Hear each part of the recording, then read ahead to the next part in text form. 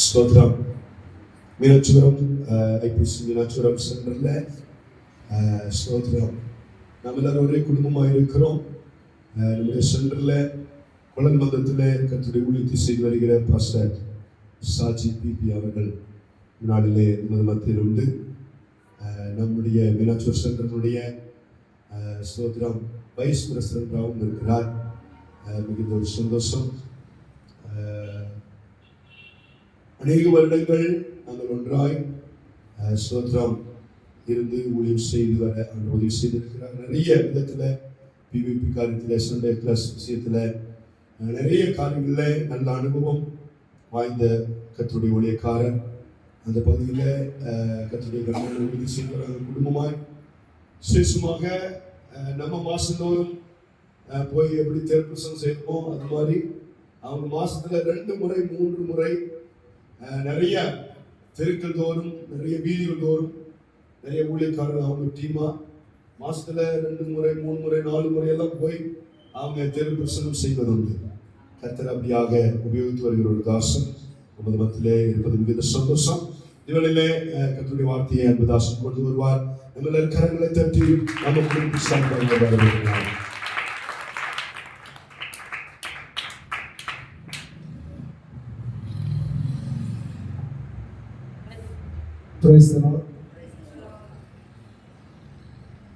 സന്തോഷമുള്ള എല്ലാവർക്കും കരങ്ങളെ ദൈവത്തിന് സ്വാഗതം ചെയ്യുന്നു.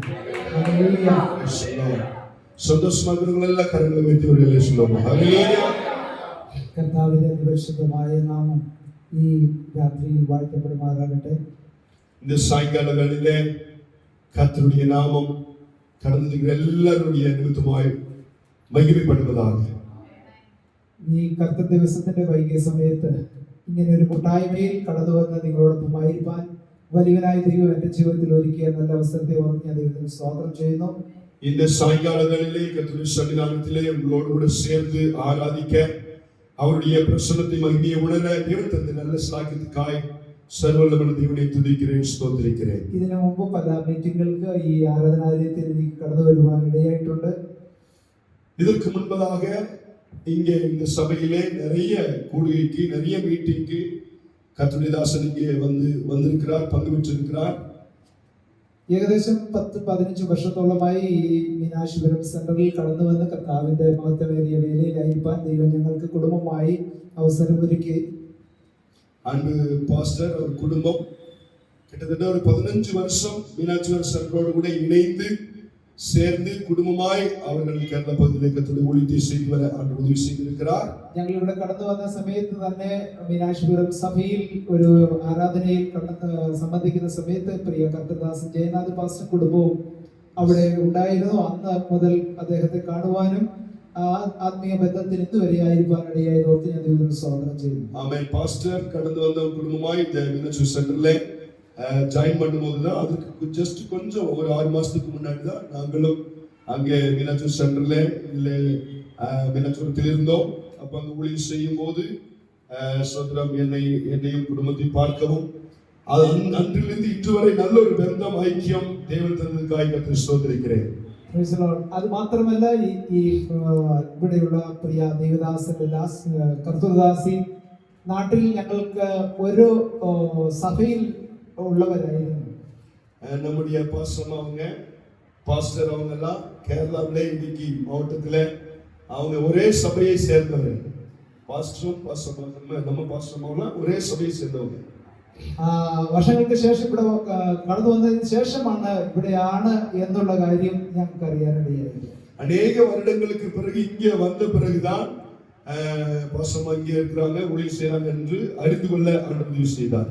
ദൈവം ചെയ്ത എല്ലാ നന്മകളെ ഓർത്ത് ഞാൻ ദൈവത്തിന് നന്ദിയോടെ ദൈവത്തിന് സ്തോത്രം ചെയ്യുന്നു. ദൈവം ചെയ്ത എല്ലാ നന്മകളെയും നിனைச்சு ഞാൻ കർത്തരെ സ്തോത്രിக்கிறேன். ഇങ്ങനെ ഒരു മീറ്റിംഗിനായി അടിയനെ ഈ സഭയിൽ ശുശ്രൂഷയ്ക്കായി ക്ഷണിച്ച പ്രിയ കർത്താവിന്റെ ദാസനോട് സഭയോടുള്ള പ്രത്യേകമായ നന്ദിയെ പ്രാരംഭത്തിൽ അറിയിക്കുന്നു. இப்படிப்பட்ட நல்ல ஒரு மீட்டிங்கிலே அடியனை அழைக்கவும் பயன்படுத்தவும் என்னை அழைத்த கர்த்தருடைய தாசன் இந்த சபை விசுவாசிகள் எல்லாருக்கும் நன்றிகளை தெரிவித்துக் கொள்கிறேன். ഈ സഭയിലുള്ള എല്ലാ ദൈവമക്കളെ ഓർത്ത് ഞാൻ ദൈവത്തിന് സ്തോത്രം ചെയ്ത് എല്ലാവർക്കും പ്രത്യേകമായി വന്ദനത്തെ ഒരിക്കൽ കൂടെ അറിയിക്കുന്നു. ഈ സഭയിലേക്ക് എല്ലാ சிறு பிள்ளைகள், வாலிப பிள்ளைகள், ஆண்கள், பெண்கள் எல்லாம் எல்லாரையும் நினைத்து கர்த்தரை உங்களை வாழ்த்தி வரவேற்கிறேன். ഈ ഇന്ന് ഇവിടെ നടക്കപ്പെടുന്നതായ ഈ കൂട്ടായ്മയിൽ ദൈവവചന ശുശ്രൂഷയ്ക്കായിട്ട് എന്നെ ക്ഷണിച്ചപ്പോൾ ഞാൻ ഈ മീറ്റിംഗിന് വേണ്ടി പ്രാർത്ഥിക്കുവാൻ ഇടയായിത്തീർന്നു. இந்த மீட்டிங்காக அழைக்கும் போது இங்கே கர்த்தருடைய வார்த்தையை கொடுப்பதற்காக நான் இருந்து ஜெபித்து ஆயத்தமானேன். എന്റെ ഹൃദയത്തിലേക്ക് പ്രകാശിപ്പിച്ചതായ ഒരു തിരുവചനം വായിച്ച് ചില കാര്യങ്ങൾ ഓർപ്പിച്ച് ഞാൻ ദൈവസന്നിധിയിൽ ഇരിക്കാൻ ആഗ്രഹിക്കുന്നു.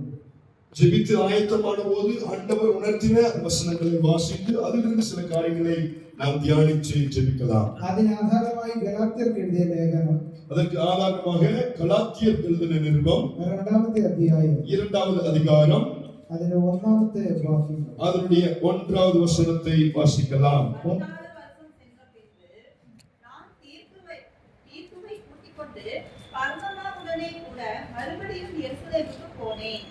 അടുത്ത വാക്യം കൂടി. நான் தேவ அறிவிப்பினாலே போய் புறஜாதிகளிடத்தில் நான் பிரசங்கிக்கிற சுவிசேஷத்தை அவர்களுக்கு விவரித்து காண்பித்தேன். ஆயினும் நான் ஓடினதும் வீணாகாதபடிக்கு எண்ணிக்கை உள்ளவர்களுக்கே தனிமையாய் விவரித்து காண்பித்தேன். ആമേൻ. സ്തോത്രം. നമുക്ക് കണ്ണുകൾ അടച്ച് ഒരു നിമിഷം പ്രാർത്ഥിക്കാം. கண்களை அடித்து நாம் ஜெபிக்கலாம். ഈ വചനത്തിന്റെ വെളിപ്പാടുകൾ ദൈവം നമുക്ക് നൽകേണ്ടതിനായിട്ട് ഒരു നിമിഷം നാം എല്ലാവരും പ്രാർത്ഥനയോടുകൂടെ ദൈവസന്നിധിയിലായിരുന്നാട്ടെ. ഹല്ലേലൂയ. நல்ல வார்த்தைகளை ஆண்டவர் வெளிப்படுத்தி கொடுக்கும்படியாய் நாம் எல்லாரும் ஒருமித்து சில நிமிஷங்கள் ஜெபிக்கலாம். പരിശുദ്ധനായ ദൈവമേ, സ്വർഗ്ഗസ്ഥ പിതാവേ, അനുഗ്രഹിക്കപ്പെട്ട ഈ നല്ല രാത്രിക്കായി ഞങ്ങൾ സ്തോത്രം ചെയ്യുന്നു. ഇന്ന് ഞങ്ങൾക്ക് നൽകിയ ഈ തിരുവചനത്തിനായി സ്തോത്രം. ഈ സഭയോട് ഇവിടെ കടന്നു വന്ന ഓരോരുത്തരോട് പരിശുദ്ധാത്മാവ് സംസാരിക്കണമേ. ദൈവവചനത്തിന്റെ വാതിലുകളെ തുറക്കണമേ. വചനത്തിന്റെ വെളിപ്പാടുകൾ കർത്താവ് ഇന്ന് രാത്രി ഞങ്ങൾക്കായി ഇവിടുന്ന് ഒരുക്കി നൽകേണ്ടതിനായി പ്രാർത്ഥിക്കുന്നു. ഇവിടെ ആയിരിക്കുന്ന എല്ലാ സഹോദരി സഹോദരന്മാരെയും മാതാപിതാക്കളെയും കുഞ്ഞുങ്ങളെയും എല്ലാം കർത്താവിന്റെ കരങ്ങളിലേക്ക് സമർപ്പിച്ച് പ്രാർത്ഥിക്കുന്നു. ഓരോരുത്തരോട് ദൈവത്തിന്റെ ആത്മാവ് ഇടപെടണമേ. ഹല്ലേലൂയ. ദൈവവചനം ജീവനും ചൈതന്യമുള്ളതാണ്. ഇരുവായുത്തലുള്ള ഏത് വാളിനേക്കാൾ മൂർച്ചയേറിയത്.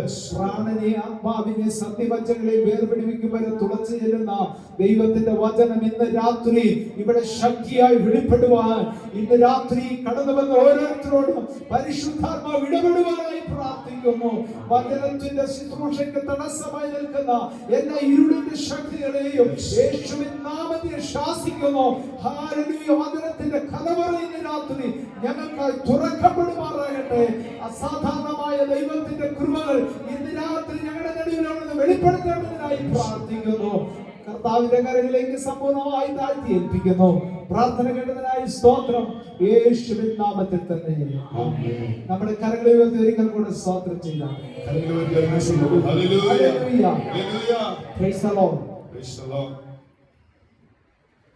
ഈ വചനത്തിൽ നിന്ന് ഒരു ഭാഗം മാത്രമാണ് എന്റെ ഹൃദയത്തിൽ ഇടപെടുവാൻ ഇടയായിത്തീർന്നത്. നാം വാസിച്ച 2 വചനത്തിലെ ഒരു പകുതിയെ മാത്രം ആണ്ടവർ പാസ്റ്ററുടെ ഉള്ളത്തിലെ ആണ്ടവർ ഇടപെട്ടാർ. ഞാനൊരു വെളിപ്പാട് അനുസരിച്ചത്രേ പോയത്. 2ന്റെ ഫസ്റ്റ് വാക്യം. நான் தேவ அறிவிப்பினாலே போய் ஆம். புறஜாதிகளிடத்தில் நான் பிரசங்கிக்கிற சுவிசேஷத்தை அவர்களுக்கு விவரித்து காண்பித்தேன். தேவ அறிவிப்பினாலே போய் புறஜாதிகளிடத்தில் நான் பிரசங்கிக்கிற சுவிசேஷத்தை அவர்களுக்கு விவரித்து காண்பித்தேன். മലയാളത്തിൽ എഴുതിയിരിക്കുന്ന ഒരു വെളിപ്പാട് അനുസരിച്ച് അത്ര പോയത്. தேவ அறிவிப்பினாலே போனார். റിവലേഷൻ. വെളിപ്പാട് ദർശനത്തോട് കൂടെ പോനാർ അവർ. ഹല്ലേലൂയ. ഈ വചനം സംസാരിക്കുന്നതിന് മുമ്പായി ദൈവവചനത്തെ കുറിച്ച് 1-2 കാര്യങ്ങൾ ഓർമ്മിക്കാനായിട്ട് ആഗ്രഹിക്കുന്നു. இந்த வசனத்தை குறித்து நாம் தியானிப்பதற்கு முன்பதாக கர்த்தருடைய வசனத்தை குறித்து நாம் ஒரு சில காரியங்கள் நாம் கேட்போம். ഇവിടെ ഉള്ള മീറ്റിംഗിന് ബൈബിൾ സ്റ്റഡി എന്നും കൂടെ പറഞ്ഞിട്ടുണ്ടായിരുന്നല്ലോ. ബൈബിൾ സ്റ്റഡി എന്ന് சொன்னതാണ് നമ്മൾ ഇത് വെച്ചിരിക്കുന്നത്. ബൈബിൾ സ്റ്റഡിയോട് കൂടെ തിരുവനന്തപുരം സ്തോത്രം. ബൈബിൾ സ്റ്റഡി അല്ലെങ്കിൽ ദൈവവചന പഠനത്തിനായിട്ട് നാം ഇവിടെ എത്തിയിരിക്കുന്നുണ്ട്. கர்த்தருடைய வார்த்தையை நாம் கற்றுக்கொள்ளும்படியாக நாம் இங்கே கடந்து வந்திருக்கிறோம். ദൈവവചനം ദൈവമാണ്. தேவவசனம் என்பது அது தேவன். ദൈവവചനത്തെ പിതാവിനോടും പുത്രനോടും പരിശുദ്ധാത്മാവിനോടും താരതമ്യം ചെയ്ത് ദൈവവചനത്തിൽ കാണുവാൻ കഴിയും. தேவ வசனத்தை பிதாவோடும் குமாரனோடும் பரிசுத்தாத்மாவோடும் கூட ஒப்பிட்டு நாம் சொல்ல முடியும். യോഹന്നാന്റെ സുവിശേഷം 1:1 ഇപ്രകാരം പറയുന്നു, ആദിയിൽ വചനം ഉണ്ടായിരുന്നു. யோவான் எழுதின சுவிசேஷம் 1:1 வசனம் சொல்லுகிறது, ஆதியிலே வார்த்தை இருந்தது, വചനം ദൈവത്തോടു കൂടിയായിരുന്നു, அந்த வார்த்தை தேவனோடு இருந்தது, വചനം ദൈവമായിരുന്നു. அந்த வார்த்தை தேவனாய் இருந்தது. ഈ വചനം പിതാവായ ദൈവത്തിന് സാദൃശ്യമാണ്. கர்த்தருடைய வசனமானது அது தேவனோடு கூட பின்னி பிணைந்து செயல்படுகிற ஒன்றாய் இருக்கிறது. അതിന്റെ 1:14 വായിക്കുന്നു, அதே அதிகாரத்திலே 1:16 வசனத்திலே நாம் வாசிக்கிறோம், വചനം ജഡമായി തീർന്നു, அந்த வார்த்தை மாംசமாகி കൃപയും സത്യവും നിറഞ്ഞവനായി നമ്മുടെ ഇടയിൽ പാർത്തു. அது கிருபையும் சத்தியம் நிறைந்தவராய் நம்மிடத்திலே அவர் உட்பிரவேசித்தார். പുത്രനാം ദൈവത്തിന് സാദൃശ്യമായി. அது குமாரனின் வழியாக அது வெளியே கடந்து வந்தது. യോഹന്നാൻ സുവിശേഷം തന്നെ 6:63 വാക്യം വായിക്കുമ്പോൾ, யோவான் எழுதின சுவிசேஷம் 6 63 வசனத்தை வாசிக்கும்போது യേശു ഇപ്രകാരം പറഞ്ഞു, இயேசு விதமாய் சொல்லுகிறார், ഞാൻ നിങ്ങളോട് സംസാരിച്ച വചനം நான் உங்களோடு கூட பேசின எல்லா கர்த்தருடைய வசனம் ജീവനും ആത്മാവുമാകുന്നു. அது ஜீவனும் உயிர்ப்பிக்கிறதுமாய் இருக்கிறது. അപ്പോസ്തലപ്രവൃത്തി 10:44 വായിക്കുന്നു, அப்போஸ்தலர் நடபடிகள் 10வது அதிகாரம் 44வது வசனம் சொல்லுகிறது, ഈ വാക്കുകളെ പത്രോസ് പ്രസ്താവിക്കുമ്പോൾ തന്നെ இந்த வார்த்தைகளை அப்போஸ்தலனாகிய பேதுரு பிரசங்கிக்கும் போது വചനം കേട്ട എല്ലാവരുടെ മേലും പരിശുദ്ധാത്മാവ്, வசனத்தை கேட்ட எல்லார் மேலும் பரிசுத்த ஆவியானவர் வல்லமையாய் இறங்கினார். വചനം പരിശുദ്ധാത്മാവോട് സാദൃശ്യമാണ്. வசனமானது பரிசுத்தாத்மாவோடு கூட இணைந்து செயல்படுகிறதா இருக்கிறது. ഈ വചനം പ്രസംഗിക്കുമ്പോൾ ഉണ്ടാകുന്ന ചില ക്രിയകൾ പറയുവാനായിട്ട് ആഗ്രഹിക്കുന്നു. வசனம் பிரசங்கிக்கும் போது அதை கேட்கும் போது பரிசுத்தாவினுடைய கிரியைகளை குறித்து நாம் இப்ப கேட்க போகிறோம். അപ്പോസ്തലപ്രവൃത്തി 2:38 വായിക്കുന്നു, அப்போஸ்தலர் நடபடிகள் 2:38 வாசிக்கிறோம். അതൊന്ന് വായിച്ചാൽ அதொன்னு வாசிங்க அந்த வசனத்தை. நீங்கள் மனம் திரும்பி ஒவ்வொருவரும் பாவ மன்னிப்பு சென்று இயேசு கிறிஸ்துவின் நாமத்தினாலே ஞானஸ்நானம் பெற்றுக் கொள்ளுங்கள், அப்பொழுது பரிசுத்த ஆவியின் வரத்தை பெறுவீர்கள். അവിടെ വായിക്കുന്നത്, ഈ വാക്കുകളെ പത്രോസ് പ്രസ്താവിക്കുമ്പോൾ തന്നെ അവർക്ക് കുത്തുകൊണ്ടു എന്ന് വായിക്കുന്നു. இந்த வசனத்தை அப்போஸ்தலனாகிய பேதுரு பிரசங்கித்துக் கொண்டிருக்கும் போது அந்த பிரசங்கத்தை கேட்ட எல்லா ஜனங்களுக்குள்ளே மனசிலே குத்தப்பட்டவர்களாய் அவர்கள் அர்ப்பணித்தார்கள் என்று சொல்லி அதனுடைய பகுதியிலே கீழே சொல்லப்படுகிறது. അപ്പോൾ വചനം കുത്തുകൊള്ളുന്നതാണ്. 37ാമത്തെ വാക്യമാണ്. 37வது வசனம். இதை அவர்கள் கேட்ட பொழுது ஆ, இருதயத்திலே குத்தப்பட்டவர்களாகி வசனத்தை கேட்டபோது இருதயத்திலே குத்தப்பட்டவர்களாகி பேதுருவையும் மற்ற அப்போஸ்தலரை பார்த்து, സഹോദരരെ മതി മതി മതി. போதும். അപ്പോൾ വചനം കേൾക്കപ്പെടുമ്പോൾ ഹൃദയത്തിൽ കുത്തുകൊള്ളും. அப்ப வசனத்தை நாம் கேட்கும் போது அந்த வசனமானது சில இருதயங்களை அதை குத்த செய்கிறதா இருக்கிறது. അതുപോലെ യോഹന്നാന്റെ സുവിശേഷം 15ാമത്തെ അധ്യായം 2ാമത്തെ വാക്യമാണ്. அதுபோல யோவான் எழுதின சுவிசேஷம் 15 அதிகாரம் 2வது வசனத்தை வாசிக்கும் போது, கனிக்குள்ளால் இருக்கிற பொடி எதுவோ அதை அவர் அறுத்து போடுகிறார், கனி கொடுக்கிற பொடி எதுவோ அது அதிக கனிகளை கொடுக்கும்படி அதை சுத்தம் பண்ணுகிறார். 3ാമത്തെ വാക്യം, நான் உங்களுக்கு சொன்ன உபதேசத்தினாலே நீங்கள் இப்பொழுதே சுத்தமாயிருக்கிறீர்கள். ഇവിടെ വായിക്കപ്പെടുന്നു, ഞാൻ നിങ്ങളോട് സംസാരിച്ച വചനം നിമിത്തം നിങ്ങൾ ശുദ്ധിയുള്ളവരാകും. இங்கே நாம் வாசிக்கிறோம், நான் உங்களுக்கு சொல்லுகிற இந்த வசனத்தின் நிமித்தமாய் நீங்கள் கேட்கும் போது அந்த வசனம் உங்களை சுத்தம் செய்கிறதா இருக்கிறது. അപ്പോൾ ദൈവവചനം നമ്മളെ ശുദ്ധീകരിക്കുന്നതാണ്. அப்ப தேவ வசனம் நம்மை சுத்தம் செய்கிறதா இருக்கிறது. 2ാമത്തെ വാക്യത്തിൽ വായിച്ചു, എന്നിൽ കായ്ക്കാത്ത കൊമ്പൊക്കെയും അധികം ഫലം കായ്ക്കേണ്ടതിന് ചെത്തി വെടിപ്പാക്കുന്നു. எண்ணின் வழியாக அதிக கனிகளை கொடுப்பதற்காக ஆண்டவர் அங்கே வெட்டி சுத்தம் செய்கிறதாய் அங்க எழுதப்பட்டிருக்கிறது 2வது வசனத்துல. അപ്പോൾ ദൈവത്തിന്റെ വചനം നമ്മളെ ചെത്തുന്നതാണ്, നമ്മളെ ശുദ്ധീകരിക്കുന്നതാണ്. அப்போ கர்த்தருடைய வசனம் நம்மை வெட்டி சுத்தம் செய்கிறது. அதோடு கூட கர்த்தருடைய வசனம் டைரக்டாய் கடந்து வரும்போது நம்மை குத்தப்பட்டவர்களாய் நம்மை உருமாற்றி அது சுத்தம் செய்கிற வசனமாகவும் இருக்கிறது. ലൂക്കോസിന്റെ സുവിശേഷം 24ാമത്തെ അധ്യായം 32ാമത്തെ വാക്യം വായിച്ചാൽ, லூக்கா எழுதின சுவிசேஷம் 24வது அதிகாரம் 32. அப்பொழுது அவர்கள் ஒருவரை ஒருவர் நோக்கி, "அடியே அவர் நம்முடனே பேசி வேத வாக்கியங்களை நமக்கு விளங்க காட்டின பொழுது நம்முடைய இருதயம் நமக்குள்ளே ஒழுங்கிற்கு ആമേൻ. സ്തോത്രം. അപ്പോൾ തിരുവചനം സംസാരിച്ചു കൊണ്ടിരിക്കുമ്പോൾ, തെളിയിച്ചു കൊണ്ടിരിക്കുമ്പോൾ അവരുടെ ഉള്ളം കത്തിക്കൊണ്ടിരുന്നു. கர்த்தருடைய வசனம் கேட்கும் போது அவருடைய இருதயங்கள் கொழுந்து விட்டு எரிகிறதா இருக்கிறது.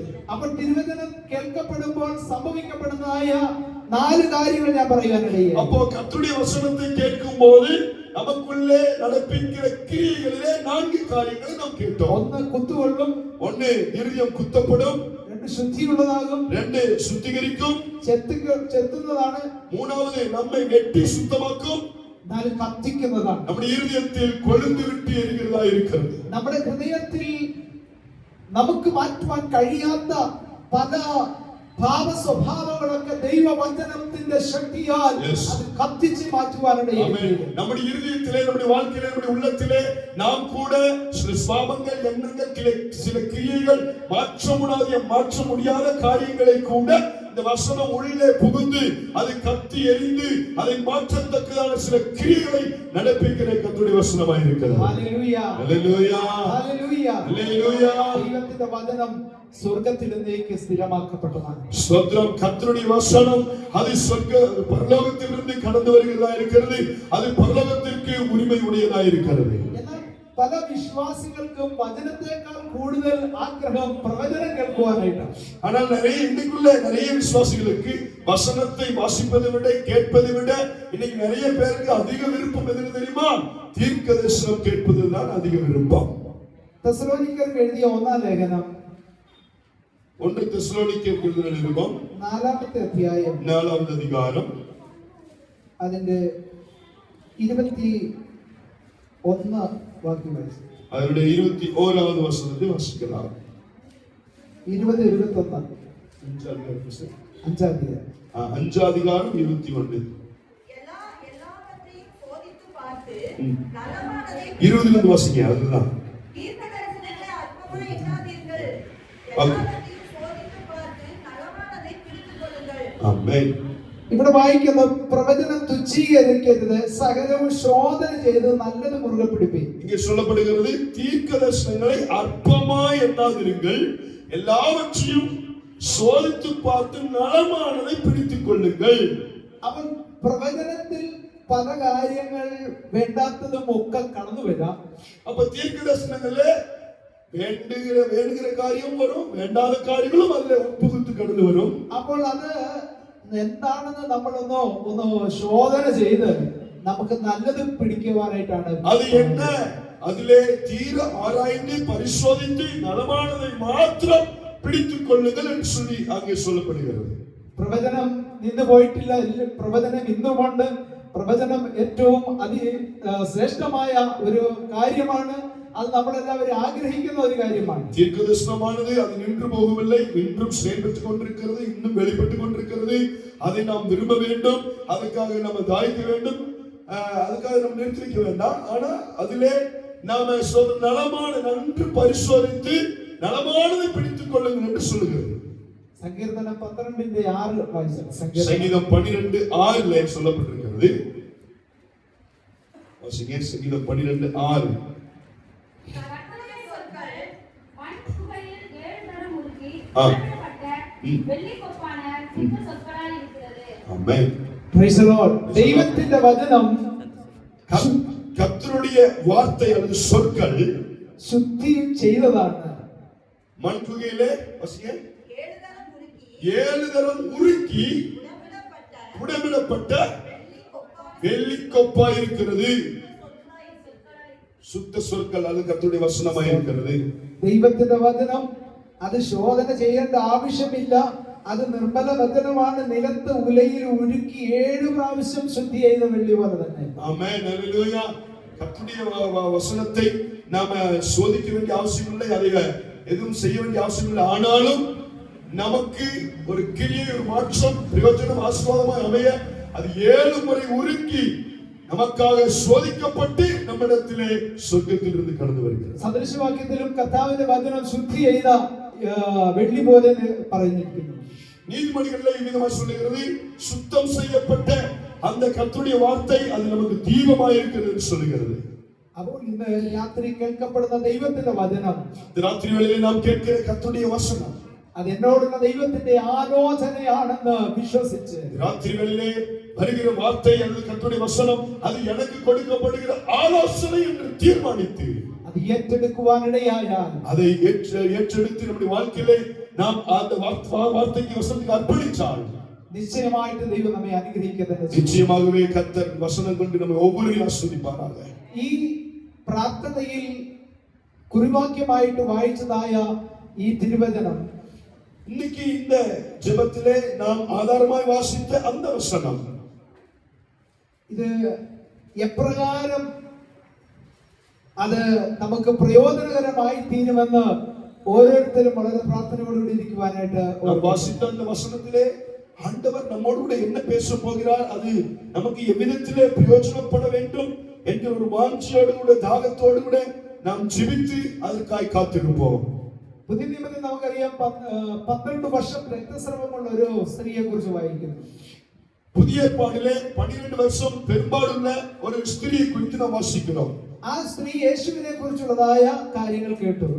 அந்த ஸ்திரியானவள் இயேசுவை கிறிஸ்துவை குறித்து நன்கு அறிந்து அவருடைய எல்லா காரியங்களும் நன்றாய் கேட்டு அறிந்திருந்தாள். അവളുടെ ജീവിതത്തിൽ ഉണ്ടായ ആ രോഗം അവളെ വളരെ പ്രതിസന്ധിയിൽ എത്തിക്കുവാനായി, அவருடைய வாழ்க்கையில் இருந்த அந்த வியாதி மிகவும் சோர்வுக்குள்ளாக்கியது. അവൾ പല ഡോക്ടർമാരെ കാണാൻ പോയി. அந்த ஸ்திரீ அநேக டாக்டர்களை போய் மருத்துவர்களை போய் பார்த்தால் എന്നാൽ ആരാലും അവൾക്ക് സൗഖ്യമാകുവാൻ കഴിഞ്ഞില്ല. எங்கே போனாலும் அவளுக்கு அந்த வியாதியிலிருந்து சுகம் கிடைக்கவில்லை. അങ്ങനെ ഇരുന്നപ്പോഴാണ് യേശുവിനെ കുറിച്ചുള്ളത് കേട്ടത്. அப்படி இருக்கும்போதுதான் அந்த சகோதரி இயேசு கிறிஸ்துவை குறித்து அவள் അവൾ கேள்விப்படுகிறாள். കേൾക്കപ്പെട്ട വാർത്ത അവളുടെ ജീവിതത്തിൽ ഉണ്ടായ ഈ രോഗത്തിന് യേശുവിന്റെ വസ്ത്രത്തിന്റെ അഗ്രത്തിൽ തൊട്ടാൽ സൗഖ്യമാകുമെന്നുള്ള ഒരു വിശ്വാസം അവളിൽ ഉളവായി. அவள் கேட்ட எல்லா வார்த்தைகளையும் உள்வாங்கிக் கொண்டு தன்னுடைய விசுவாசத்திலே இப்படி நினைத்தால், நான் விசுவாசித்த காரியங்கள் என்னுடைய வாழ்க்கையிலும் நடக்க வேண்டும் என்று சொன்னால் இயேசுவை போய் பார்த்து வஸ்திரத்தை தொட்டால் மாத்திரம் போதும், எனக்கு சுகம் கிடைக்கும் என்று சொல்லி விசுவாசித்தாள். അവൾ വിശ്വസിച്ച് അവിടെ ഇരിക്കുകയല്ല, അവൾ യേശുവിന്റെ അടുക്കൽ ചെന്ന് യേശുവിന്റെ വസ്ത്രത്തിൽ തൊട്ട് യേശുവിൽ നിന്ന് സൗഖ്യത്തിന്റെ ശക്തി പുറപ്പെടാനുണ്ട്. ஆமென். அவள் விசுவாசித்து அடக்கிக் கொண்டு அவள் வீட்டிலே அவள் இருக்கவில்லை. அந்த விசுவாசத்த பிரகாரம் இயேசுவை காணுவது பார்ப்பதற்காக புறப்பட்டு கடந்து சென்றால், பார்த்து அந்த அவ்வளவு நெருக்கத்தின் மத்தியிலும் இயேசுவின் வஸ்திரத்தை ஓரத்தை தொட்டு தன்னுடைய சரீரத்திலே விசுவாசத்த பிரகாரம் சுகத்தை பெற்றுக் கொண்டார். അവളുടെ വിശ്വാസം യേശുവിൽ നിന്ന് ശക്തി ചോർത്തി എടുക്കുവാനിടയായി. அவருடைய விசுவாசம் இயேசுவுடைய ஸ்தோத்திரம் அந்த வஸ்திரத்திலிருந்து சுகத்தின் வல்லமை புறப்பட்டு வருவதற்கு காரணமாய் அந்த ஸ்திரீயுடைய விசுவாசம் திளங்கினது. ഇന്ന് രാത്രിയിലും അപ്രകാരം നാം ആയിരുന്നു. இந்த ராத்திரி வேளையிலே அப்படிப்பட்ட ஒரு விசுவாசம் உடைய உள்ளத்திலே இதயத்தில் புறப்பட்டு கடந்து வருவதாக. ഇന്ന് രാത്രി കർത്താവേ എന്നോട് സംസാരിക്കണമേ എന്നുള്ള இந்த ராத்திரி வேளையிலே தேவனே என்னோடு கூட நீங்க பேசணும், வசனத்தினால் வார்த்தையினால் என்னோடு கூட பேசணும் என்கிற ஒரு வாஞ்சை தாகத்தோடு காத்திருப்போம். നിശ്ചയമായിട്ട് ദൈവം നമ്മോട് அப்படி സംസാരിക്കും. காத்திருக்கிற ஒவ்வொருவருக்கும் நிச்சயமாய் இந்த ராத்திரி வேளையிலே ஆண்டவர் உங்களோடு கூட பேசுவார்.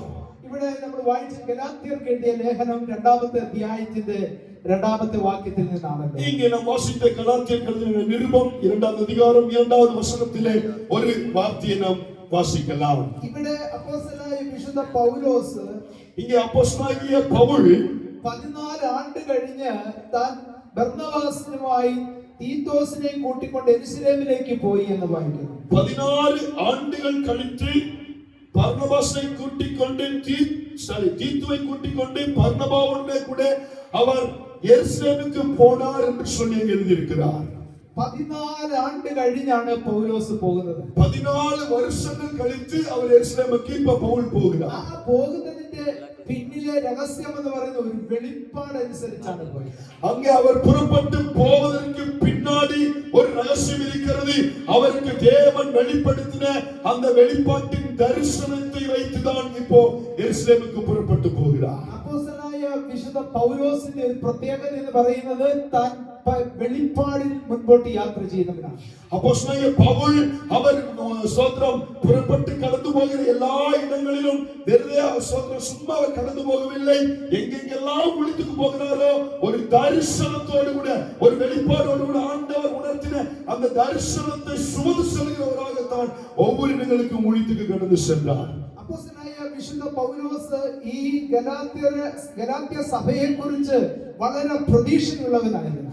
அப்போஸ்தலனாகிய பவுல் இந்த கலாத்திய சபையை குறித்து மிகுந்த ஒரு எதிர்பார்ப்பு இருந்த ஒரு ஸ்தோத்திர தேவதாசனாய் இருந்தார். ഈ പൗലോസ് അവിടെ സുവിശേഷം അറിയിച്ചത്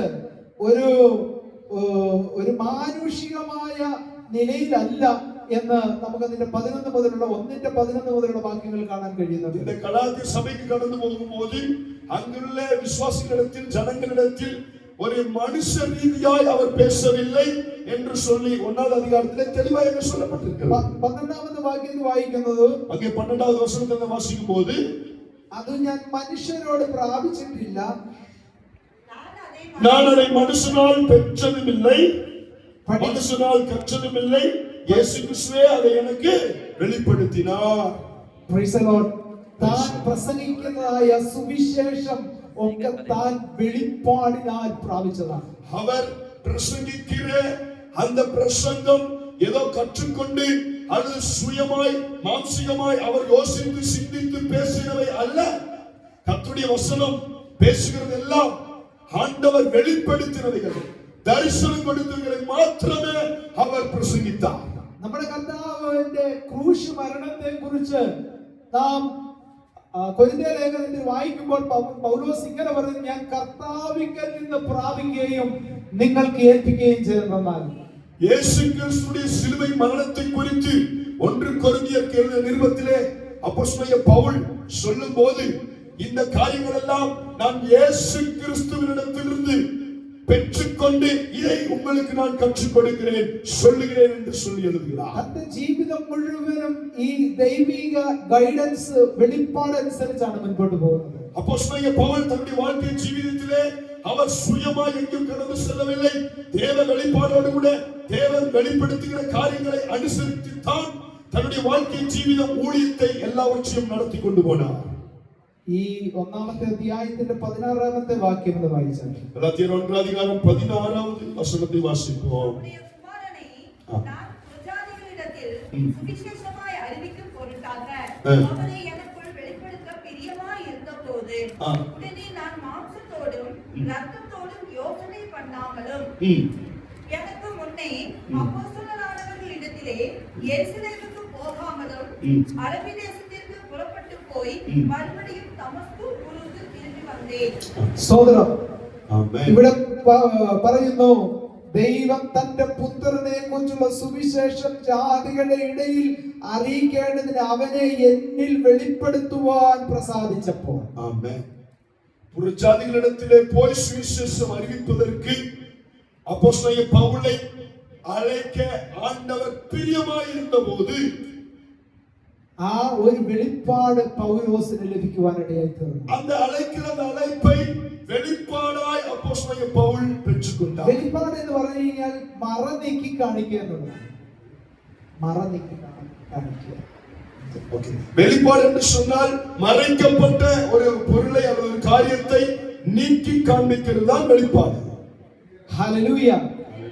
ഇവിടെ ദൈവം പൗലോസിൽ പ്രസാദിച്ചപ്പോൾ തന്റെ പുത്രനെ യഥാർത്ഥമായി പൗലോസിന് വെളിപ്പെടുത്തുവാനിടയായി. ஸ்தோத்திரம். இங்கே அப்போஸ்தலனாகிய பவுல் தன்னை முழுமையாய் அதற்கு அர்ப்பணிச்ச போது ஆண்டவர் பிரியம் கொண்டு அவனுக்கு மறைக்கப்பட்ட எல்லா காரியத்தையும் வெளிப்படுத்தி கொடுத்தார். ആ വെളിപ്പാട് പ്രാപിക്കപ്പെട്ടപ്പോൾ പൗലോസിന്റെ പഴയ ജീവിതം മുഴുവൻ മാറുവാനിടയായി തീർന്നു. அந்த வெளிப்பாடை அப்போஸ்தலனாகிய பவுல் பெற்றபோது தன்னுடைய வாழ்க்கை ஜீவிதத்தில் பழைய சுபாவங்கள் பழைய கிரியைகள் எல்லாம் மாறி போனது. தன்னுடைய வாழ்க்கையில താൻ കൂടുതലായി കർത്താവിനെ അറിയണം എന്നുള്ള ആഗ്രഹത്തോടെ താൻ അറേബ്യയിലേക്ക് കടന്നു പോകാനിടയായി. அந்த வெளிப்பாடை பெற்ற உடனே இன்னும் தேவனை குறித்து அதிகமாய் அறிந்து கொள்ள வேண்டும், இன்னும் அதிகமாய் ஆண்டவருக்கு பிரயோஜனப்பட வேண்டும், செயல்பட வேண்டும் என்று சொல்லி அரபி தேசத்துக்கு அவன் போனான். അവിടുന്ന് താൻ മടങ്ങിപ്പോരുകയും ചെയ്തു എന്ന് 17ാമത്തെ വാക്യം. அங்கே இருந்து அவன் திரும்பி வந்தான் என்று சொல்லி 17 வசனத்திலும் சொல்லப்படுகிறது. എത്ര നാള് അവിടെ ആയിരുന്നു എന്ന് അവിടെ രേഖപ്പെടുത്തി. எத்தனை நாள் அங்கே இருந்தால் என்று சொல்லி அங்கே எழுதவில்லை. താൻ ദീർഘനാളുകൾ അവിടെ കർത്താവിൽ നിന്ന് പ്രാപിക്കുവാൻ വേണ്ടി കാത്തിരിപ്പാനിടയായി. அநேக நாள் அங்கே தங்கியிருந்து ஆண்டவரிடத்திலிருந்து எல்லா ரகசியங்களையும் எல்லா வெளிப்பாடுகளையும் பெற்றுக்கொள்ள வாஞ்சியாய் காத்திருந்தார் என்று சொல்லி எழுதப்பட்டிருக்கிறது. പ്രിയപ്പെട്ടവരെ, ദൈവത്തിന്റെ ജനമായ നമ്മുടെ മേലും അങ്ങനെ ഒരു വെളിപ്പാടിൽ മുൻപോട്ട് പോകുവാൻ വേണ്ടിയാണ് ദൈവം ആഗ്രഹിക്കുന്നത്. பிரியமான தேவனுடைய பிள்ளைகளே, தேவனுடைய விசுவாசிகளே, அப்போஸ்தலனாகிய பவுலை போல நாமும் காத்திருந்து அப்படிப்பட்ட ஒரு வெளிப்பாடை, தரிசனத்தை, ஆண்டவருடைய நடத்திப்பை நாம் பெற்றுக்கொள்ள காத்திருக்க வேண்டும் என்று சொல்லி பரிசுத்த ஆவியானவர் உணர்த்துகிறார். ഇന്ന് രാത്രി ഇവിടെ ആയിരിക്കുന്ന എത്ര പേർക്ക് ഞാൻ പറയുന്നത് മനസ്സിലാവുന്നുണ്ട്? இந்த ராத்திரிகளிலே எத்தனை பேருக்கு சொல்லுகிற காரியங்கள் புரிகிறது? Hallelujah, hallelujah. ദൈവത്തിന്റെ സഭ എന്ന് പറയുന്നത് ഒരു കൂട്ടമല്ല, ഒരു കൂട്ടം ജനം മാത്രമല്ല. ദേവസഭ എന്നത് ഒരു കൂട്ടം ജനം മാത്രമല്ല. അപ്പോസ്തല പ്രവൃത്തി 1-ാമത്തെ അധ്യായം നമ്മൾ പഠിക്കുമ്പോൾ, അപ്പോസ്തല നടപടികൾ 1-ാം അധ്യായത്തിൽ വായിക്കുമ്പോൾ അവിടെ അതിന്റെ 15-ാമത്തെ വാക്യം 15-ാം വചനം വായിക്കുക. அந்நாட்களிலே சீசர்களில் ஏறக்குறைய 120 பேர் கூடியிருந்தபோது அவர்கள் நடுவிலே பேதுரு எழுந்து நின்று, சகோதரரே, இயேசுவை பிடித்தவர்களுக்கு வழிகாட்டின யூதாசை മതി അതിന്റെ മലയാളത്തിൽ എഴുതിയിരിക്കുന്ന ഇങ്ങനെയാണ്: ആ കാലത്ത് ഏകദേശം 120 പേരുള്ള ഒരു സംഘം കൂടിയിരിക്കുമ്പോൾ എന്നാണ്.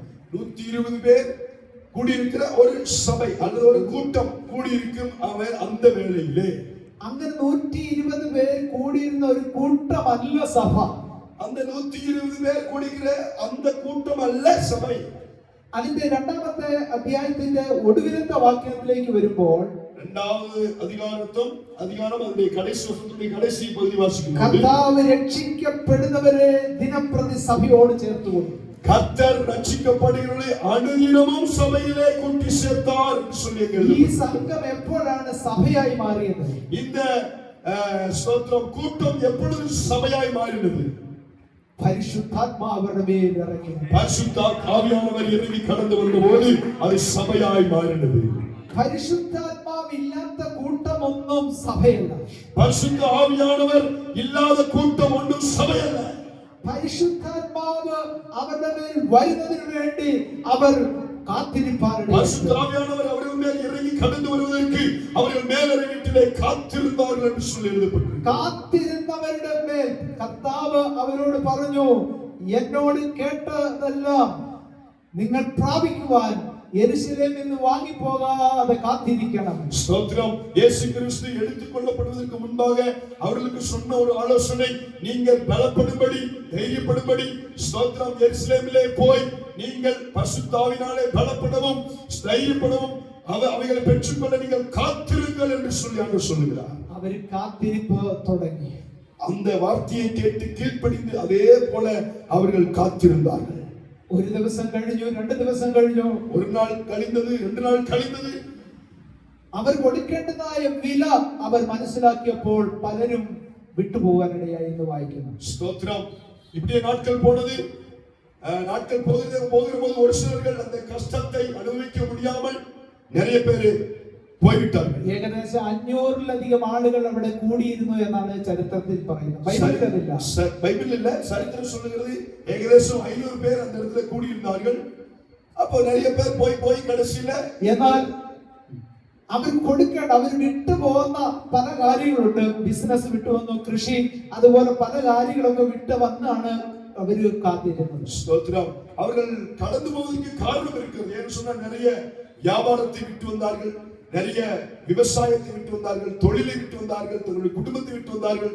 அப்படி இருக்கும்போது இந்த கஷ்டத்தை அனுபவித்துக் கொண்டிருக்கும்போது அவர்கள் வழிவிலகி போனார்கள். എന്നാൽ അവർ കൊടുക്കേണ്ട വില മനസ്സിലാക്കിയപ്പോൾ പലരും പിന്മാറിപ്പോയി. ஸ்தோத்திரம். அவங்க கொடுக்க வேண்டிய அந்த தியாகத்தை அவர்கள் நினைக்கும் போது அதை பொறுத்துக் கொள்ள முடியாமல், சகிக்க முடியாமல், தாங்காமல் அநேகர் விட்டு மாறி போனார்கள். 380 പേരും തിരികെ പോയപ്പോൾ, அந்த 500 பேர்ல 380 பேர் திரும்பி போன போது 120 പേർ എന്ത് വിലയും കൊടുത്ത് കർത്താവിന്റെ വാഗ്ദത്തത്തിന് വേണ്ടി ഉറപ്പോടെ കാത്തിരിക്കുന്നു. അതിൽ 120 பேர் என்ன விலை கொடுத்தாலும் இயேசு கிறிஸ்து சொன்ன அந்த பரிசுத்த ஆவியானவரை பெற்றுக்கொள்ள வேண்டும் என்று சொல்லி மன வைராக்கியத்தோடு தாகத்தோடு காத்திருந்தார்கள்.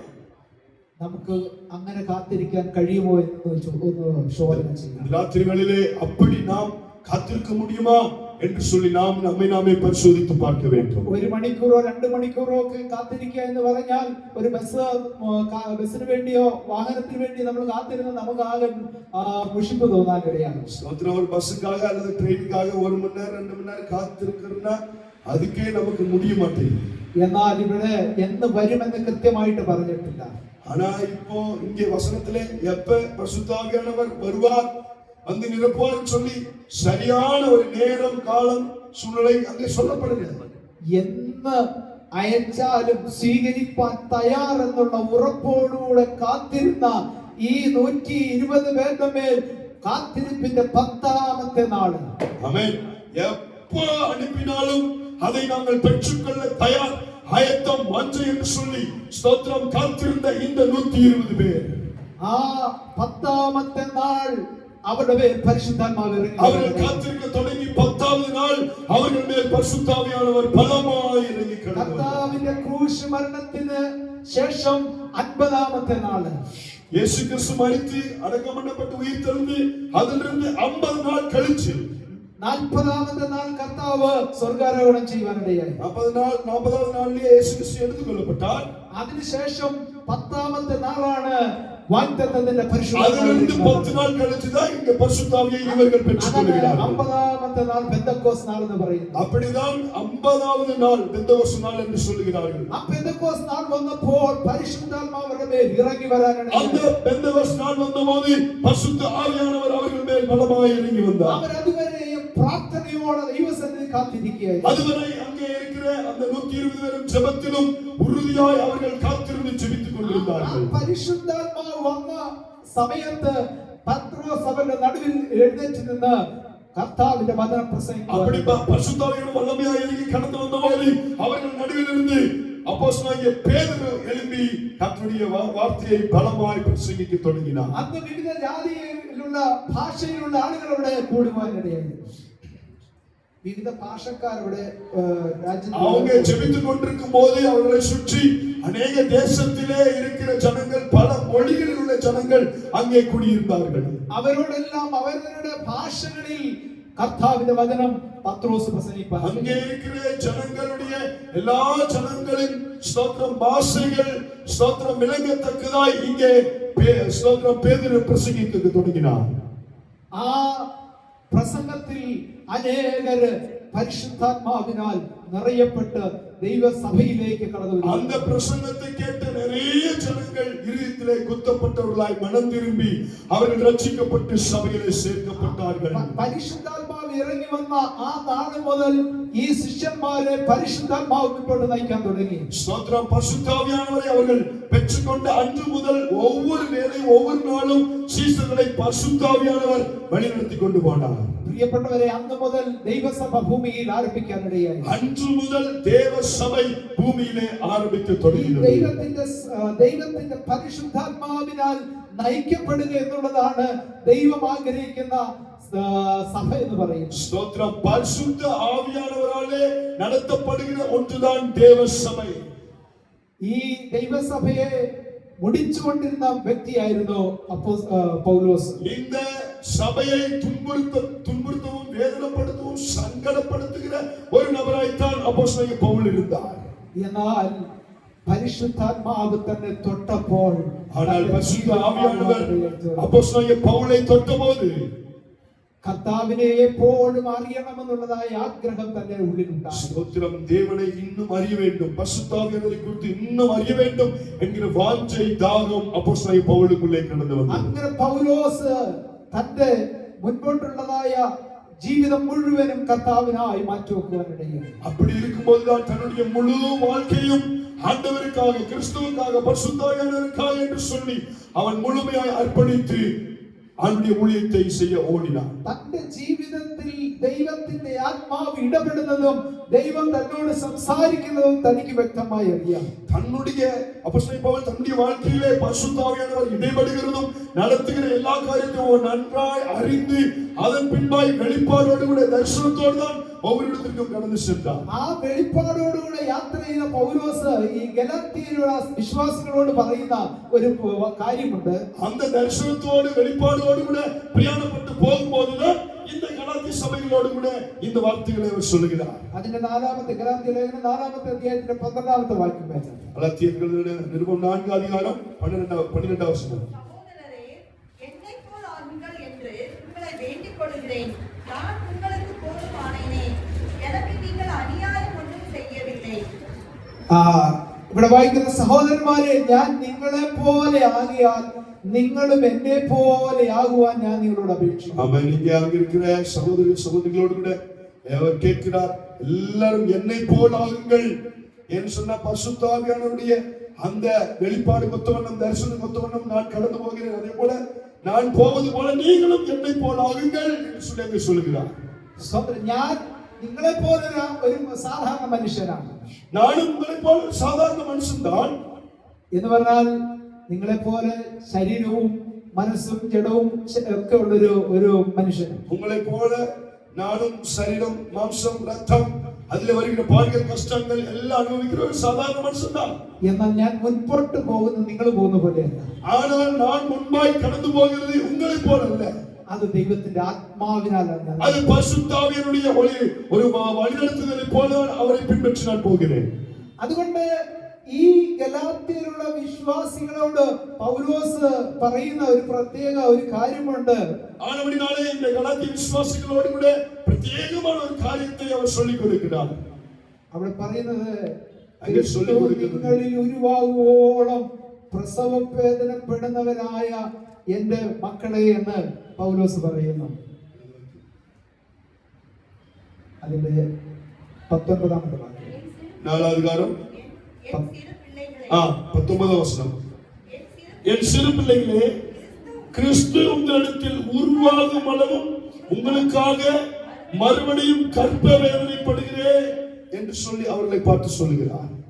കാരണം ഇവര് ക്രിസ്തുവിന്റെ ആ നിയോഗം അനുസരിച്ചല്ല അവർ മുൻപോട്ട് പോകുന്നത്. காரணம் அந்த சமயத்திலே அங்கிருக்கிற ஜனங்கள், விசுவாசிகள் கிறிஸ்துவின் சிந்தையோடு, கிறிஸ்துவின் எண்ணத்தோடு, கிறிஸ்துவ கொத்தவண்ணமாய் தங்களுடைய வாழ்க்கை முறையை அவர்கள் நடத்தி கொண்டு போகவில்லை. അവർ പഴയ ന്യായപ്രമാണത്തിന് അടിസ്ഥാനത്തിലാണ് அங்கிருக்கிற ஜனங்கள், விசுவாசிகள் பழைய ஏற்பாடு அல்லது பழைய நியாயப்பிரமாணத்துக்கு ஒத்தவண்ணமாய் தங்களுடைய வாழ்க்கையை, ஜீவிதத்தை நடத்தி கொண்டு போனார்கள். ഈ ന്യായപ്രമാണ പ്രകാരം ഒരു ജഡവും നീതീകരിക്കപ്പെടുന്നില്ല. இந்த நியாயப்பிரமாணம் അനുസരിച്ച് ഒരു മാംസമോ രക്തമോ അത് നീതീകരിക്കപ്പെടുകയില്ല. എന്നാൽ പൗലോസ് അവരോട് പറയുകയാണ്, നിങ്ങൾ ക്രിസ്തുവിലുള്ള വിശ്വാസത്താൽ മുൻപോട്ട് പോകുവാൻ ഇടയാകണമെന്നുള്ളതായ കാര്യം പറയുന്നു. ஆனால் இப்பொழுது அவர்களுக்கு கற்றுக் கொடுக்கிறார், கிறிஸ்துவை பற்றுகிற விசுவாசத்தோடு நீங்கள் முன்பாய் கடந்து போக வேண்டும் என்று சொல்லுகிறார். ക്രിസ്തുവിൽ വിശ്വസിക്കുന്ന നിങ്ങൾ പിന്നെയും പഴയ ന്യായപ്രമാണത്തിനനുസരിച്ച് മുൻപോട്ട് പോവുകയാണോ എന്ന് പൗലോസ് ചോദിക്കുന്നു. கிறிஸ்துவை பின்பற்றுகிற நீங்கள், கிறிஸ்துவை சார்ந்த நீங்கள், கிறிஸ்து உடையவர்களாகிய நீங்கள், இடைக்கிடைக்கு நீங்க பழைய சுபாவம் ஆகிய பழைய நியாயப்பிரமாணத்தை அனுசரித்து போகிறீர்களா என்று சொல்லி அவரிடத்தில் கேள்வி கேட்கிறார்.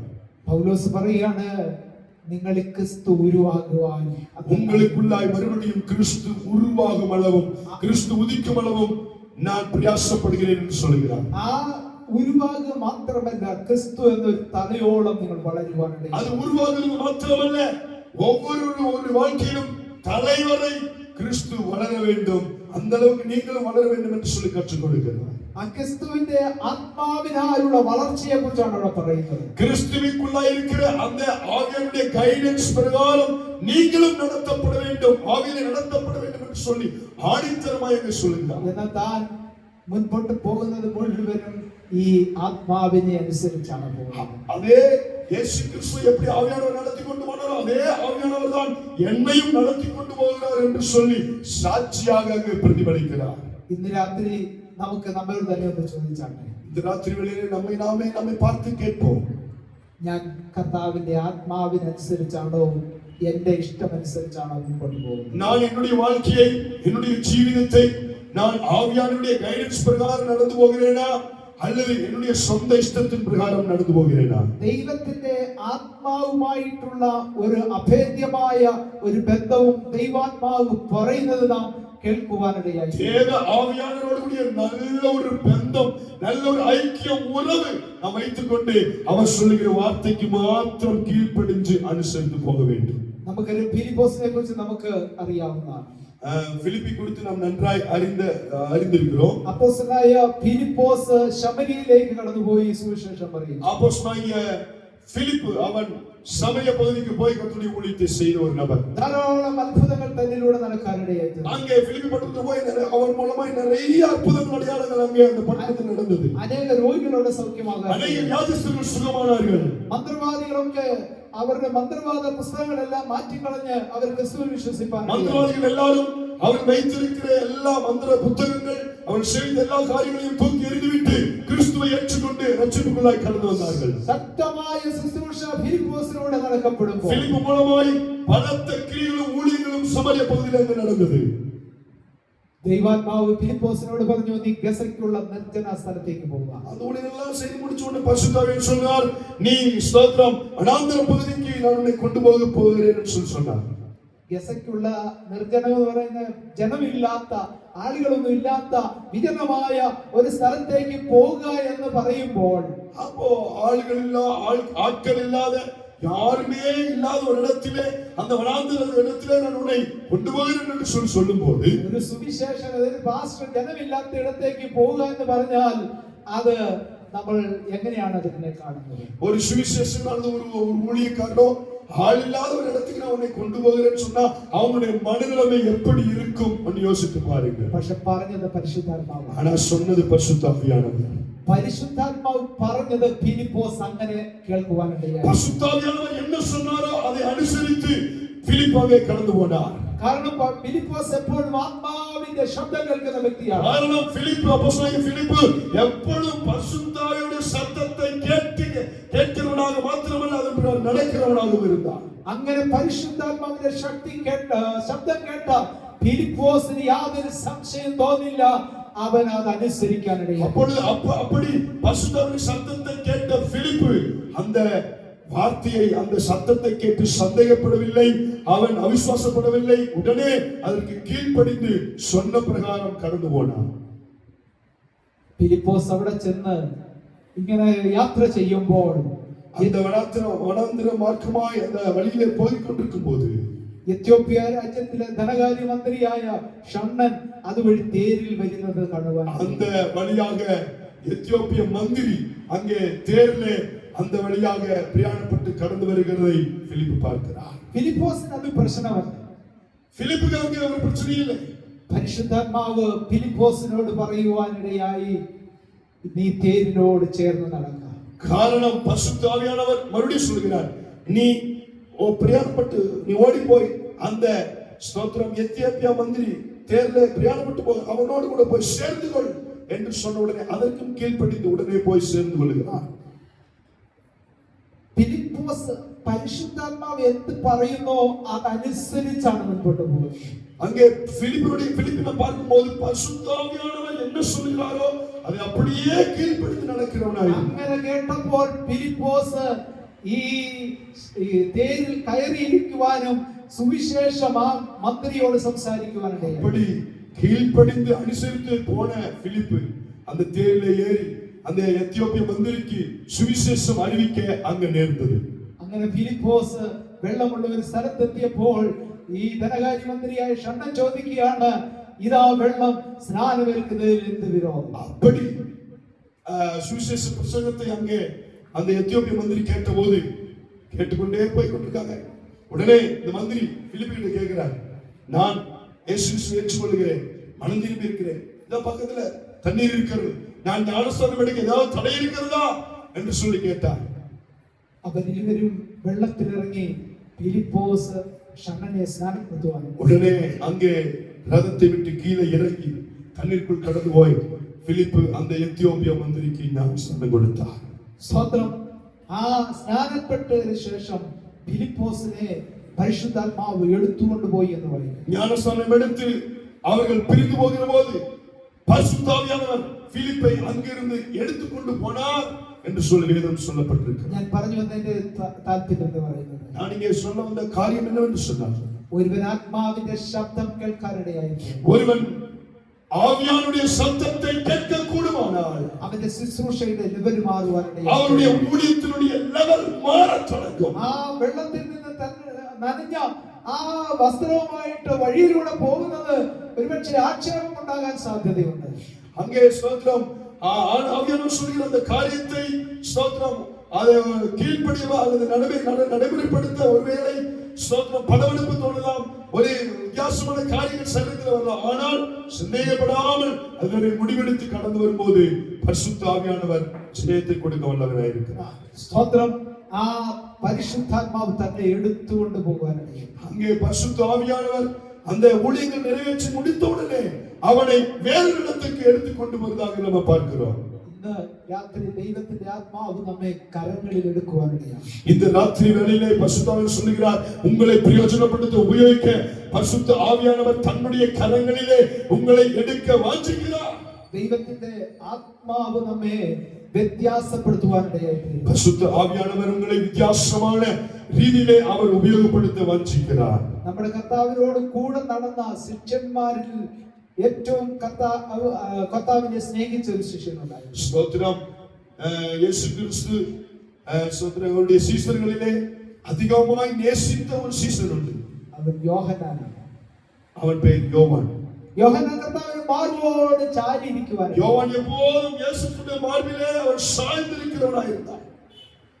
കർത്താവിനെ ഏറ്റവും കൂടുതൽ സ്നേഹിപ്പിച്ച ശിഷ്യനായിരുന്നു യോഹന്നാൻ. இயேசுவை அதிகமாய் நேசிக்கவும், அவரோடு கூட இருக்கவும், அவரோடு கூட சம்பாஷிக்கவும், எல்லா காரியங்களையும் அறிந்து கொள்ளவும் அன்பின் சீசனாய் யோவான் இருந்தார். ആ സ്നേഹം വളരെ ആഴമേറിയ സ്നേഹമാണ്. இயேசு கிறிஸ்து அவனுக்கும் இடையிலே மிகுந்த ஒரு ஸ்நேகம், அன்பு ஆழமாய் இருந்தது. കർത്താവിന്റെ ശിഷ്യന്മാരിൽ സ്വാഭാവിക മരണം കൈവരിച്ച ഒരേ ഒരു ശിഷ്യനായിരുന്നു യോഹന്നാൻ. 12 சீஷர்களிலே இயற்கையாய் மரித்த ஒரு நபர்னா யோவான் மாத்திரம். ബാക്കിയുള്ളവരൊക്കെ രക്തസാക്ഷി മരണം കൈവരിച്ചു. மற்ற எல்லாரும் இரத்த சாட்சியாய் மரித்தார்கள். എന്നാൽ യോഹന്നാൻ മാത്രം രക്തസാക്ഷിയായില്ല. யோவான் மாத்திரம் இரத்த சாட்சி அல்ல. യേശു ക്രിസ്തുവിന്റെ ക്രൂശിക്കലേക്ക് കടന്നു എന്ന ഒരേ ഒരുവൻ യോഹന്നാനാണ്. இயேசு கிறிஸ்துவின் சிலுவை வரை, அவருடைய பக்கம் வரை கடந்து சென்ற ஒரு சீசன் இருப்பான்னு சொன்னால் அது யோவான் மாத்திரமே. യോഹന്നാൻ തന്റെ പ്രാണനേക്കാൾ അധികം കർത്താവിനെ സ്നേഹിക്കുന്നു. யோவான் தன்னுடைய ஜீவனை காட்டிலும் அதிகமாய் இயேசுவை நேசித்தார். ആ സ്നേഹം തന്റെ പ്രാണനെ വിലയേറിയതായി കാണാതെയുള്ള സ്നേഹമായിരുന്നു. தன்னுடைய ஜீவனை ஒரு பொருட்டாக எண்ணாமல் அதிகமாய், அதை காட்டிலும் அதிகமாய் இயேசுவை அவன் நேசிக்கிறவனாய் இருந்தான். ഇങ്ങനെ സ്നേഹിച്ച ആ യോഹന്നാന് യേശു തന്നെ തന്നെ വെളിപ്പെടുത്തുവാനിടയായി. இப்படி நேசித்த சிநேகித்த அவனுக்கு இயேசு கிறிஸ்து தன்னை தானே அதிகமாய் வெளிப்படுத்தி காண்பித்தார். വെളിപ്പാട് പുസ്തകം നമ്മളത് പഠിക്കുമ്പോൾ அப்படி நிறைய காரியங்களை வெளிப்படுத்தின ஒரு புஸ்தகம் தான் வெளிப்படுத்தின விசேஷம். ആ പുസ്തകത്തിനകത്ത് യോഹന്നാൻ கர்த்தர் ദിവസത്തിൽ ആത്മവിവശനായി എന്ന് വായിക്കുന്നു. அங்கே வெளிப்படுத்தின விசேஷத்திலே கர்த்தருடைய நாளிலே அங்கே சொல்லப்படுகிறது, யோவான் ஆவிக்குள்ளானான் என்று சொல்லி பலமுறை எழுதப்பட்டிருக்கிறதை பார்க்கிறோம். ആത്മാവിനുള്ളിലേക്ക് അവൻ പ്രവേശിക്കുക കഴിഞ്ഞപ്പോൾ താൻ മാറോട് ചാരിയിരുന്ന കർത്താവിന്റെ ആ ആത്മസ്വരൂപം താൻ കാണുവാനിടയായി. யோவான் ஆவிக்குள்ளாகி ஆவியானவரோடு இசைந்து செயல்படும்போது ஆவியானவர் நடக்க போகிற, சம்பவிக்க போகிற அநேக காரியங்களை யோவானுக்கு வெளிப்படுத்தி கொடுத்தார். അവിടെ യോഹന്നാൻ വെളിപ്പെടുത്തി കിട്ടിയപ്പോൾ യോഹന്നാൻ മരിച്ചവനെ പോലെ കാൽക്കൽ വീഴുവാനിടയായി. அங்கே அநேக காரியங்கள் அவனுக்கு வெளிப்படுத்தின போது, வெளிக்காண்பித்த போது, அவனுக்கு எல்லாம் உணர்த்தின போது அவன் செத்தவனை போல, மரித்தவனை போல அவனுடைய சமூகத்திலே விழுந்து கிடந்தான் என்று சொல்லி சொல்லுகிறது. ഇന്ന് രാത്രി പ്രിയപ്പെട്ടവരെ, കർത്താവിനെ യഥാർത്ഥമായി ഒന്ന് സ്നേഹിപ്പാനിടയായാൽ നിശ്ചയമായിട്ട് കർത്താവ് നമുക്ക് തന്നെ വെളിപ്പെടുത്തി இந்த തരും. ராத்திரி வேளையிலே கர்த்தருடைய வசனத்தை கேட்கிற தேவ ஜனமே, யதார்த்தமாய் நீ தேவனிடத்தில் அன்பு கூர்வாயானால், யதார்த்தமாய் ஸ்தோத்திரம் தேவனை நீ நேசிப்பாய் என்று சொன்னால், இந்த ராத்திரி வேளையிலே இன்று முதல் ஆண்டவர் சில காரியங்களை உனக்கு வெளிப்படுத்தி கொடுக்க வல்லவராய் இருக்கிறார். ക്രിസ്തുവിന്റെ വെളിപ്പാട് നാം പ്രാപിക്കപ്പെടുവാനിടയാണ്. கிறிஸ்துவுடைய வெளிப்பாடை நாம் பெற்றுக்கொள்ள ஆயத்தமுள்ளவர்களாய் காணப்பட வேண்டும். കർത്താവിന്റെ 12 ശിഷ്യന്മാരിൽ ഒരുവനായിരുന്ന പത്രോസിന് കർത്താവ് തന്നെ ഒന്ന് വെളിപ്പെടുത്തുവാനിടയാണ്. ஸ்தோத்திரம். 12 பேர்களிலே ஒரு நபர் யோவானுக்கு மாத்திரம் ஆண்டவர் தன்னை முழுமையாய் அங்கே வெளிப்படுத்தி கொடுத்தார். ആ മത്തായിയുടെ സുവിശേഷം 16-ാമത്തെ അധ്യായത്തിൽ പത്രോസിന് കർത്താവ് തന്നെ വെളിപ്പെടുത്തുവാനിടയായിരുന്നു. மத்தேயு 16-வது அதிகாரத்திலே இன்னொரு ஸ்தோத்திரம் பேதுருவுக்கும் இயேசு கிறிஸ்து தன்னை முழுமையாய் அங்கே வெளிப்படுத்தினார். കർത്താവ് ശിഷ്യന്മാരോടായിട്ട് ഇപ്രകാരം ചോദിച്ചു, சீசர்களிடத்திலே இயேசு இப்படியாய் கேட்கிறார், ജനങ്ങൾ എന്നെ ആരെന്ന് പറയുന്നു? ஜனங்கள் எல்லாரும் என்னை யார் என்று சொல்லுகிறார்கள் என்று சொல்லி ஒரு கேள்வி கேட்டார். അവരൊക്കെ പല മറുപടികൾ പറഞ്ഞു. ஒவ்வொரு சீசர்களும் ஒவ்வொரு பதிலை சொன்னார்கள். എന്നാൽ ആ ശിഷ്യന്മാരോട് കർത്താവ് ചോദിച്ചു, നിങ്ങൾ എന്നെ ആരെന്ന് പറയുന്നു? கடைசியில சீசர்களை பார்த்து கேட்கிறாரு, சரி ஜனங்கள் சொல்றதெல்லாம் இருக்கட்டும், நீங்க என்னை யார் என்று சொல்லுகிறீர்கள் சொல்லி ஒரு கேள்வி கேட்டார். അതിന് മറുപടിയായി പത്രോസ് ഇപ്രകാരം പറഞ്ഞു, அதிலே பதிலாக அப்போஸ்தலன் பேதுரு இவ்விதமாய் ஒரு பதில் சொன்னார், നീ ജീവനുള്ള ദൈവത്തിന്റെ പുത്രനായ ക്രിസ്തുവാണ്. நீ ஜீவனுள்ள தேவனுடைய குமாரனாகிய கிறிஸ்து என்று சொல்லி சொன்னார். അപ്പോൾ യേശു അവനോട് പറഞ്ഞു, அப்ப இயேசு அவனிடத்திலே திரும்பி பதில் சொல்லுகிறார், പറയോരാ ശിമോനെ, നീ ഭാഗ്യവാൻ, சீமோனே சீமோனே நீ பாக்கியவான், ജഡരക്തങ്ങളല്ല നിനക്ക് ഇത് இது വെളിപ്പെടുത്തി, மாம்சமோ ரத்தமோ இது உனக்கு வெளிப்படுத்தவில்லை, സ്വർഗ്ഗസ്ഥനായ നിന്റെ പിതാവത്രേ ഇത്. பரலோகத்தில் இருக்கிற பிதாவானவர் பரிசுத்த ஆவியானவரே இது உனக்கு வெளிப்படுத்தி கொடுத்திருக்கிறார் என்று சொல்லுகிறார். ഹല്ലേലൂയ. அல்லேலூயா. എന്തുകൊണ്ട് ഈ പത്രോസിന് ഈ ഒരു വെളിപ്പാട് കിട്ടുവാൻ? எப்படி அப்போஸ்தலனாகிய பேதுருக்கு மாத்திரம் இந்த ஒரு வெளிப்பாடு கிடைத்தது? കർത്താവിനെ സ്നേഹിക്കുന്നവർക്കാണ് പിതാവ് തന്റെ പുത്രനെ വെളിപ്പെടുത്തുന്നത്. ஸ்தோத்திரம். யார் தேவனை அதிகமாய் நேசிக்கிறார்களோ, அன்பு கூறுகிறார்களோ, அவருக்கு தான் கிறிஸ்துவின் மூலமாய் தன்னுடைய ஸ்நேகத்தை, தன்னுடைய எல்லா ரகசியங்களையும் காரியங்களையும் அவர் வெளிப்படுத்தி கொடுக்க வல்லவராயிருக்கிறார். യോഹന്നാൻ 6:28 വായിക്കുന്നു, யோவான் 6:28 வாசிக்கிறோம், ദൈവത്തിന് പ്രസാദമുള്ള പ്രവൃത്തിയോ தேவனுக்கு பிரியமான கிரியைகளோ താൻ അയച്ചവരിൽ വിശ്വസിക്കുന്നതത്രേ. தான் அனுப்பின ஸ்தோத்திரம் குமாரனை யார் விசுவாசிக்கிறார்களோ அதுதான் எனக்கு உகந்த பிரியம் என்றாங்க சொல்லப்பட்டிருக்கிறது. താൻ അയച്ചവരിൽ വിശ്വസിക്കുന്നതാണ് ദൈവത്തിന് പ്രസാദമുള്ള പ്രവൃത്തി. நான் அனுப்பினவரை விசுவாசிக்கிறது தான் எனக்கு பிரியம் என்று சொல்லுகிறார். 14-ാമത്തെ അധ്യായത്തിൽ, മത്തായി സുവിശേഷം 14-ാമത്തെ അധ്യായത്തിൽ ശിഷ്യന്മാർ അക്കരയ്ക്ക് പോകുക എന്ന് പറഞ്ഞ് ആ യാത്രയിൽ വലിയ പ്രതികൂലങ്ങൾ ഉണ്ടാകുവാനുണ്ട്. மத்தேயு 14-வது அதிகாரம் அங்கே இயேசு சொல்கிறார், நம்ம அக்கறைக்கு புறப்பட்டு போவோம் என்று சொல்லும்போது அந்த பிரயாணத்துக்கு இடையில மிகுந்த ஒரு போராட்டமும் அங்கே கடந்து வருகிறது. നമുക്ക് ആ സംഭവം എല്ലാം അറിയാവുന്നത് ഞാൻ அந்த വിശദീകരിക്കുന്നു. சம்பவம் எல்லாம் நமக்கு நன்றாய் தெரியும், அதை நான் அதிகமாய் விவரிக்க விரும்பவில்லை. കർത്താവ് 4-ാം യാമത്തിൽ കടലിന്മേൽ നടന്നവരുടെ അടുക്കൽ அங்கே நடுராத்திரியிலே 4ஆம் ஜாமத்திலே இயேசு கிறிஸ்து கடலின் மேலே நடந்து வருகிறார். നടന്ന് വരുന്നത് കണ്ടു കഴിഞ്ഞപ്പോൾ അവരാദ്യം ഭയപ്പെടുവാനിടയായി. நடந்து வருகிற ஸ்தோத்திரம் அதை பார்க்கும்போது எல்லா சீடர்களும் முதலாவது பயப்பட்டார்கள். അപ്പോൾ കർത്താവരോട് പറയുന്നു, ഭയപ്പെടേണ്ട, ഞാനാകും. அப்பொழுது அருகிலே வந்தபோது இயேசு சொன்னாரு, யாரும் பயப்பட வேண்டாம் என்று சீடர்களை பார்த்து சொல்லுகிறார். അപ്പോൾ കർത്താവാകുന്നു എന്ന് ശിഷ്യന്മാർ തിരിച്ചറിഞ്ഞപ്പോൾ പത്രോസ് എഴുന്നേറ്റ് നിന്ന്, കർത്താവേ, നീ ആകുന്നു, ഞാൻ നിന്റെ അടുക്കൽ വരുവാൻ കൽപ്പിക്കാൻ. அது இயேசு என்று சீடர்கள் அறிந்து விட்டனே. அதிலே அப்போஸ்தலனாகிய பேதுரு, இயேசுவே நீரே ஆனால் நான் உம்முடைய அருகாமையிலே வர விரும்புகிறேன் என்று சொல்லுகிறார். കർത്താവ് വരാൻ പറഞ്ഞു. சரி வான்னு சொல்லி இயேசு சொல்லுகிறார். പത്രോസിന്റെ സ്ഥാനത്ത് നമ്മളാണെങ്കിൽ അടുത്ത സ്റ്റെപ്പ് വെക്കുന്നത് വെള്ളത്തിലാണ് എന്ന് ബോധ്യമുണ്ട്. അങ്ങനെയാണെങ്കിൽ നമ്മൾ വെക്കുമോ? பேதுருடைய அந்த கண்டிஷன்ல சூழ்நிலையிலே நாம் இருப்போமானால் தண்ணீர்ல தான் கால் வைக்கிறேன்னு சொல்லி முழு மனசோடு கால் வச்சு தண்ணீர்ல நடக்க போவோமா, துணிவோமா? പറഞ്ഞത് യേശുവാണ്. ஆனால் சொன்னது இயேசு. പക്ഷേ പത്രോസിന് കൃത്യമായി അറിയാം, பேதுருக்கு நன்றாய் தெரியும், അടുത്ത സ്റ്റെപ്പ് വെക്കുന്നത് വെള്ളത്തിലാണെന്ന് തനിക്കറിയാം.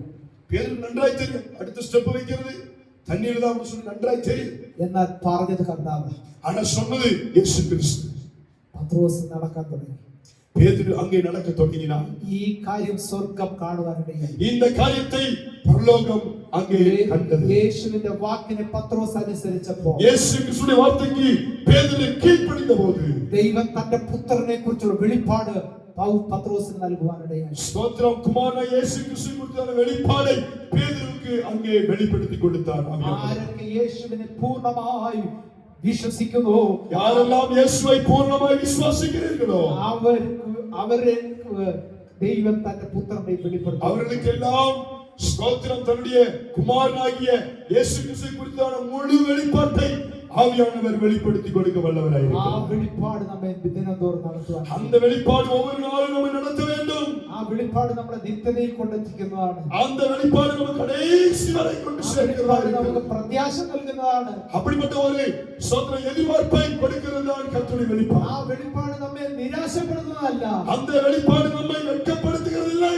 ആ വെളിപ്പാടാണ് പൗലോസ് പറയും, ഞാൻ ഒരു വെളിപ്പാട് അനുസരിച്ച് அந்த வெளிப்பாடு അനുസരിച്ചുதான் நான் பிரயாணப்பட்டு போகிறேன் என்று சொல்லி அப்போஸ்தலன் பவுல் சொல்லுகிறார். തന്റെ ജീവിതത്തിൽ മുൻപോട്ടുള്ളതായ എല്ലാ പ്രയാണങ്ങളിലും ഈ വെളിപ്പാടിലാണ് പോയത്. ஸ்தோத்திரம்.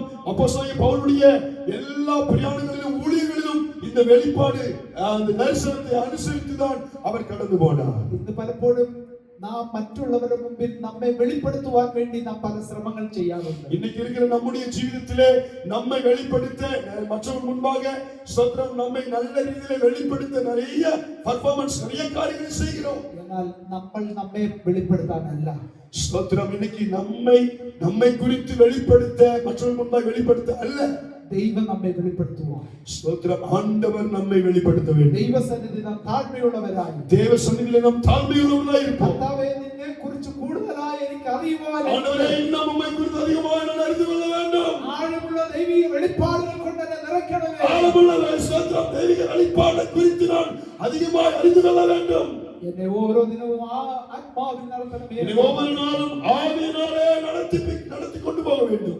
ഞാൻ എന്റെ വാക്കുകൾ ഇവിടെ നിർത്തുവാനായിട്ട് ആഗ്രഹിക്കുന്നു. இந்த வார்த்தைகளை நான் நிறைவு செய்ய விரும்புகிறேன். പ്രിയപ്പെട്ടവരെ, ഇന്ന് രാത്രിയിൽ കേൾക്കപ്പെട്ടതായ ദൈവവചനങ്ങൾ, இந்த ராத்திரி வேளையிலே ஸ்தோத்திரம் நாம் கேட்டதான கர்த்தருடைய வார்த்தை പൗലോസിന് വെളിപ്പാട് അനുസരിച്ച് താൻ മുൻപോട്ട് പോകാനുണ്ട്. அப்போஸ்தலன் பவுல் ஸ்தோத்திரம் கிறிஸ்துவானவர் அவனுக்கு வெளிப்படுத்தின அந்த வெளிப்பாடு தரிசனத்தை அனுசரித்துதான் அவர் கடந்து போனார். അങ്ങനെ വെളിപ്പാടിലാണ് ദൈവസഭ മുൻപോട്ട് പോകേണ്ടതെന്ന് ദൈവത്തിന്റെ വചനം. அப்படி உள்ள வெளிப்பாடோடு கூடிய ஸ்தோத்திரம் தரிசனத்தோடு கூடிதான் தேவ சபையும் முன்பாய் கடந்து போக வேண்டும். രാത്രി അങ്ങനെയുള്ള വെളിപ്പാടിന് വേണ്ടി നമ്മൾ ഒന്ന് വാഞ്ചിക്കാം. இந்த ராத்திரி வேளையில அப்படிப்பட்ட ஒரு வெளிப்பாடை ஆண்டவரே எனக்கு தாரும், என்னுடைய வாழ்க்கையை நடத்தி கொண்டு போக உம்முடைய வெளிப்பாடை எனக்கு தாரும் என்று சொல்லி காத்திருப்போம். ഒരു നിമിഷം നമുക്ക് പ്രാർത്ഥിക്കാം. ஒரு நிமிஷம் எல்லாரும் கண்களை மூடி நாம் ஜெபிக்கலாம். ഞങ്ങളെ സ്നേഹിക്കുന്ന സ്വർഗീയ നല്ല പിതാവേ, ഈ അനുഗ്രഹിക്കപ്പെട്ട ഈ നല്ല രാത്രിക്കായി സ്തോത്രം. Yes.